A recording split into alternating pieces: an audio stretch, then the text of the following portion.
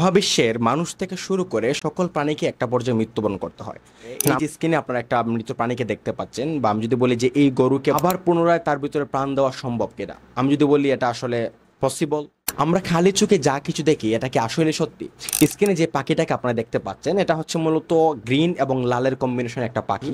কিন্তু আপনি কি জানেন যে বর্তমান সময়ে জগৎ বিখ্যাত একজন ব্যক্তি, ফেসবুকের প্রতিষ্ঠাতা মার্ক জুকারবার্গ, তিনি আসলে মূলত এই গ্রিন এবং লাল আমাদের মতো তিনি স্বাভাবিকভাবে দেখছেন না, তিনি আসলে একটা ধূসর রঙের মতো দেখছেন। আমি যদি একটু সুন্দরভাবে এক্সপ্লেন করে বলি যে আমরা যারা প্রতিটা রঙকে সুন্দরভাবে স্পষ্টভাবে আমরা যারা রঙিনভাবে দেখি, আমাদের সমাজে কিছু সংখ্যক মানুষ আছে যারা মূলত এটাকে স্পষ্টভাবে দেখে না, বা তারা হচ্ছে কিছু কিছু রঙকে তারা পারফেক্টলি দেখতে পায় না। কর্নারে যে ফুটেজটা আপনারা দেখতে পাচ্ছেন এই ফুটেজটাই মূলত হচ্ছে গিয়ে আসল ফুটেজ, বাট তারা আসলে এই রঙগুলোকে এইভাবে না দেখে বা সঠিকভাবে না দেখে তারা হচ্ছে এরকমভাবে দেখছে। এখন প্রশ্ন ওঠে যে আসলে ওরা সঠিক দেখছে না আমরা সঠিক দেখছি। এখন অনেকে বলবে যে আমরা তো অধিকাংশ মানুষ বা আমাদের সংখ্যাটা অনেক বেশি, আমরা যেটা দেখছি এটাই সঠিক, আর ওরা হচ্ছে কম সংখ্যা, তাহলে ওরা যেটা দেখছে এটা হচ্ছে বেঠিক। কিন্তু তার উল্টাটাও তো হতে পারে যে ওরা কম সংখ্যক মানুষ যে রংটাকে মূলত দেখছে এটা সঠিক, বা আমরা অধিকাংশ মানুষ আমরা যেটা দেখছি এটা হচ্ছে মূলত বেঠিক। লক্ষ্য করেন যে এখানে এই ব্যক্তির চুলগুলো আমরা খুব সুন্দরভাবে দেখতে পাচ্ছি। এবার একটু লক্ষ্য করেন যে এই ছোট্ট আকৃতির সেই চুলগুলো এখন হচ্ছে বৃহৎ বটবৃক্ষের মতো হয়ে গেছে, বাট এর কারণটা হচ্ছে গিয়ে আমরা মাইক্রোস্কোপের মাধ্যমে আমরা মূলত যে আমরা এই মানুষের চুলটাকে মূলত দেখছি। এখন প্রশ্ন ওঠে আসলে যে কোনটা আসলে সঠিক দেখেছি আমরা।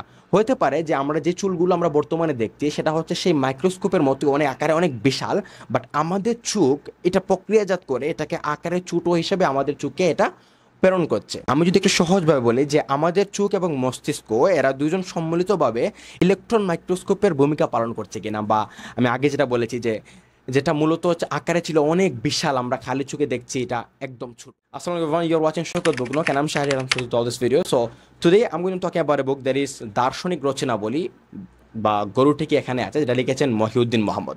মহিউদ্দিন মোহাম্মদ তিনি বর্তমান সময়ে আমরা জানি যে তিনি খুব ব্যাপক আলোচনা সৃষ্টি করেছেন মূলত ওনার এই মানে অসাধারণ এবং কিছু ইউনিক চিন্তা ভাবনার কারণে। এই বইটা পড়ার পিছনে মূলত হচ্ছে গিয়ে আমার এটাই কারণ ছিল যে আমি আসলে পড়তে চাচ্ছিলাম যে কেন এই বইটা এত আলোচনা, বা এই বইটার ভিতরে আসলে মূলত কি আছে বা কি নেই। চলুন ভিডিওটা শুরু করা যাক একটা ফুটেজ দেখার মাধ্যমে। এখন বদলুকের যে টি শার্টটা আপনারা সবাই দেখতে পাচ্ছেন যে এখানে এটা কিন্তু পুরোপুরি হোয়াইট দেখা যাচ্ছে, বাট একটু পরে বদলু যখন বের হয় তখন দেখবেন যে ক্রিম কালার একটা জিনিস বা ক্রিম কালার একটা রং সেই গাছের এখানে সুন্দরভাবে ফুটে উঠেছে। বাট তার কারণটা হচ্ছে গিয়ে সূর্যের কারণে, মানে সানলাইটের কারণে মূলত তার আকৃতিটা পরিবর্তন হয়েছে। তাহলে আমরা যেটা বলছিলাম যে আমরা আসলে কি দেখছি, বা আমরা আসলে খালি চোখে যা দেখছি চারিদিকে এটা কি সত্যি, বা আসলে সত্যি জিনিসটা আসলে কোনটা, বা কোনটা আসলে সঠিক। বইটা শুরু হয় মূলত একটা গরুকে কেন্দ্র করে, মানে হচ্ছে লেখক তিনি আসলে দূরে একটা গরুকে তিনি দেখছে মূলত ঘাস খাচ্ছে, আর গরুটার আকৃতি হচ্ছে গিয়ে লাল। কিন্তু তিনি একটা পর্যায়ে আবার নোটিস করেন যে গরুটার আকৃতি লাল থেকে একটা পর্যায়ে কালো হয়ে যায়, মানে সানলাইটের কারণে। এবং কালো হয়ে যাওয়ার পরে তিনি আসলে চিন্তা করেন যে আসলে গরুটাকে আমি কি দেখছি, বা গরুর এক্স্যাক্টলি আসলে কালার কোনটা।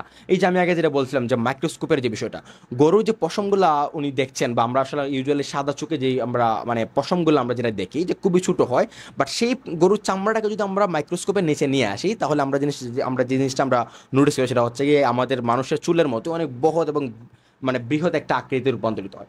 তখন মূলত হচ্ছে ওনার মাথায় আসে যে আসলে এক্স্যাক্টলি এটা দেখতে কেমন। ধরুন আমরা একটা গরুকে আমরা এখান থেকে 20 মিটার দূরে দেখছি, হ্যাঁ, এখন এটাও তো হতে পারে যে গরুটা মূলত 2 থেকে 3 কিলোমিটার দূরে আমরা দেখছি মূলত 20 মিটার দূরে, বা আমরা মানে আমি আগে যেটা বলেছিলাম যে আমাদের চোখ এবং মস্তিষ্ক দুটো সম্মিলিতভাবে কি কোনো ইলেকট্রন মাইক্রোস্কোপের ভূমিকা পালন করছে কিনা, বা আমরা আসলে যা দেখছি। বা ক্লাস 10-এও কিন্তু এই বিষয়ে একটা অধ্যায় রয়েছে যে আমরা মূলত খালি চোখে দেখি না, বা মানুষ মনে করে যে মানুষের চোখ দেখেই মানুষ সব কিছু দেখে।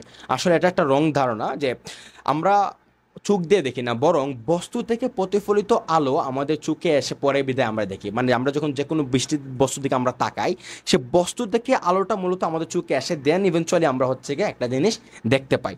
তো বইটা যখন আপনি পড়বেন যে বিভিন্ন চিন্তা যেগুলো মানে একদম স্বাভাবিক, যে জিনিসগুলোর সঙ্গে আপনি খুবই ইউজড টু, আপনি খুবই মানে পরিচিত, মানে ছোটোবেলা থেকে এই জিনিসগুলো আপনার সঙ্গে ঘটতেছে, বাট এই জিনিসগুলোকে আপনি কখনো এরকম চিন্তা করেন নাই, এরকম চিন্তা করবেন মূলত এই বইটা আপনার পড়ে। মানে আমি যখন পড়তেছিলাম তখন ঠিক এরকমভাবে আমি মূলত অবাক হচ্ছিলাম। আচ্ছা, আমি আগে যেটা বলছিলাম যে আসলে সঠিক জিনিসটা আসলে মূলত কোনটা, যে হতে পারে গরুটা 2 কিলোমিটার দূরে আমরা দেখছি আমাদের 20 মিটার সামনে, বা এটাও হতে পারে যে গরুটা আকৃতিতে অনেক বড় কিন্তু আমরা দেখছি ছোট, বা এটাও হতে পারে গরুটা আকৃতিতে পিপিলিকার মতো আমরা দেখছি মূলত অনেক বড়।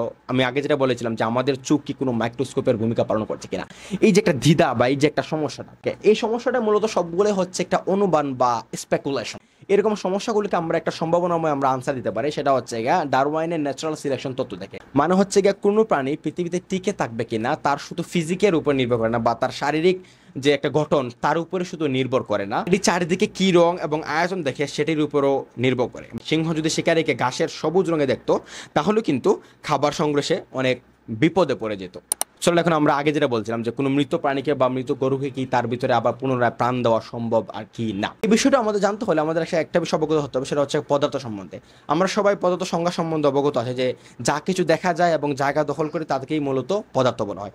ফর এক্সাম্পল এই বইটা দিকে দেখেন আপনারা এই বইটা কিন্তু দেখা যায় এবং এটা হচ্ছে মূলত জায়গা দখল করে। আমি যদি এটা টেবিলের উপরে এই বইটা রাখি, এই বইটা তার আয়তন অনুযায়ী একটা জায়গা দখল করবে এবং আমরা কিন্তু এটাকে স্পর্শ করতে পারি। তার মানে আমরা যেটা বলতে পারি এটা মূলত একটা পদার্থ। কারণ আমরা সবাই জানি যে একটা পদার্থকে যদি আমরা ভাঙি তাহলে আমরা পাবো অণু এবং পরমাণু, এবং পরমাণুকে যদি ভাঙি তাহলে আমরা পাবো ইলেকট্রন, প্রোটন এবং নিউট্রন। আমি যদি গুছিয়ে বলি যে পরমাণুকে ভাঙলে পাবো ইলেকট্রন, প্রোটন এবং নিউট্রন, এরকম কোটি কোটি কণা। ইলেকট্রনকে ভাঙলে আর কিছু পাওয়া যায় না। তো স্ট্যান্ডার্ড মডেলের দাবি অনুযায়ী যে প্রোটন এবং নিউট্রনকে ভাঙলে পাওয়া যাবে 3টি কণা। এই কণাগুলোর নাম হচ্ছে গিয়ে কোয়ার্ক। কোয়ার্ক মূলত হচ্ছে গিয়া 6 ধরনের: up, down, term, strain, top এবং বটম। এখন বিষয় হচ্ছে গিয়া এখানে প্রোটনের থাকে 2টি আপ কোয়ার্ক এবং একটি ডাউন কোয়ার্ক, এবং নিউট্রনের থাকে 2টি ডাউন কোয়ার্ক এবং একটি আপ কোয়ার্ক। কণা পদার্থবিজ্ঞানে ইলেকট্রন এবং কোয়ার্কগুলো তারা একত্রিত হয়ে বা সন্নিবেশন করে তারা ছোটো ছোটো এলাকা তৈরি করেছে, যেগুলোকে বলা হয় পরমাণু। মানে আমি যদি বলি যে সেই পরমাণুর ভিতরে মূলত ইলেকট্রন এবং কোয়ার্কগুলো আটকা পড়ে আছে। তারা আবার আটকা পড়ে আছে বলের মাধ্যমে। সেই বলটা হচ্ছে সবল নিউক্লিয় বল, দুর্বল নিউক্লিয় বল এবং ইলেকট্রোম্যাগনেটিক বল, এবং তার সাথে আমরা মহাকর্ষ বলও আমরা বলতে পারি। আমি যদি একটু আরো সহজভাবে বলি যে কণাগুলোর এই যে সমাবেশ, সেই সমাবেশ ভেঙে দিতে পারলে আর গরুটি আর গরু থাকবে না। মানে হচ্ছে গিয়া গরুটা হচ্ছে একটা পদার্থ। আমি যদি আরেকটু এক্সপ্লেন করি, গরুর মাংস, লোম, গোবর, মূত্র, নিউরন, রক্ত যা আছে সব কিছু মূলত হচ্ছে গিয়ে পদার্থ। মানে তাদেরকে দেখা যায়, তারা জায়গা দখল করে, তার মানে তারা পদার্থ। সেই পদার্থকে যদি আমরা ভাঙি তাহলে আমরা মূলত সেই কণাগুলো পাবো। এখন আসি আমাদের প্রশ্নে যে গরুটিকে কিভাবে আমরা জীবিত করব। গরুটিকে জীবিত করা যাবে তখন যখন গরুটি জীবিত অবস্থায় তার কণাগুলো যেরকম সন্নিবেশন অবস্থায় ছিল ঠিক সেই রকম যদি আমরা প্রতিস্থাপন করতে সক্ষম হই তাহলে কিন্তু গরুটা জীবিত হতে পারবে। এখন শেষ কথা হচ্ছে কি, আমি আসলে মূলত জানি না যে আমি আসলে এই বিষয়গুলো আপনাদেরকে মানে কতটুকু বুঝাইতে পেরেছি বা এই কনসেপ্টগুলো কতটুকু আমি আপনাদের সঙ্গে তুলে ধরতে পেরেছি। তবে আমি একটা রিকোয়েস্ট করবো আপনাদেরকে যে আপনারা যারা এই টাইপের বইগুলো পড়তে পছন্দ করেন বা নিজেকে নিয়ে জানতে পছন্দ করেন, চারদিকে কী হচ্ছে বা কী ঘটবে এই বিষয়গুলো যারা জানতে পছন্দ করেন, বা আমাদের ছোটোবেলা থেকে যে অনেক অদ্ভুত এবং রহস্যময় জিনিসগুলো আমাদের ঘটে বা আমরা আসলে এই জিনিসগুলো জানি না আসলে তার এক্স্যাক্টলি ব্যাখ্যাটা আসলে মূলত কী হতে পারে, বা একটা জিনিস আমরা জানি যে আমাদের ধর্মীয় মত অনুসারে যে এই জিনিসটা এরকম হয়, এরকম হওয়া মানে হয় মূলত, বা এরকম হয়েছে, বা মানে সাইন্টিফিক্যালি এটা আসলে কীভাবে হয় বা কীভাবে আসলে পসিবল কীভাবে হতে পারে, এইরকম যদি চিন্তা ভাবনা আপনার ভিতরে থাকে বা এরকম যে আগ্রহ আপনার ভিতরে থাকে তাহলে এই বইটা আপনারা পড়তে পারেন। এই বইটা আপনাকে সত্যি সত্যি এরকম প্রশ্নগুলোতে একটা সম্ভাবনাময় আনসার আপনাকে দিতে পারবে এবং আপনি এই বইটা পড়ে মজা পাবেন। সো আজকের এই ভিডিওতে এই পর্যন্তই, দেখা হবে নেক্সট একটা ভিডিওতে।